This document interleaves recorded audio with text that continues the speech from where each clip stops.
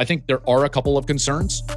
My concern for A&M, their run defense, they gave up over 200 yards again. A&M is 132 out of 136 in yards per carry allowed when you strip out those sacks.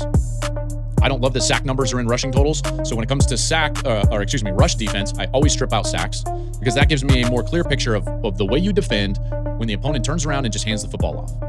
Okay? And so when you strip out sacks, they're allowing 5.8 yards per carry. That's a concern. That's a concern. And there are teams that could or will be able to exploit that. Now, it's interesting because the matchup in the SEC championship game won't exploit that if they play Alabama. Now, if they were to play Oregon in the playoff, then they could be exploited in that. Texas Tech can run the football. Notre Dame can run the football. You know, doesn't run the football great? Ohio State. You know who does? Indiana. So it's like, what matchup are you going to get if you're Texas A&M? Indiana, what concerns me about Indiana is depth.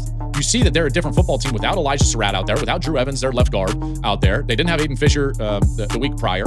So there's some issues right now from a health standpoint. They don't have the depth. They have not been recruiting at a top 10 level over the last 3, 4, and 5 cycles to have the depth necessary to survive injuries. We saw Ohio State survive injuries last year. Their offensive line, they shifted things up and they won the national championship. If that happens at Indiana, they will not win a national championship. That's my concern for them, is the depth. They need everybody healthy.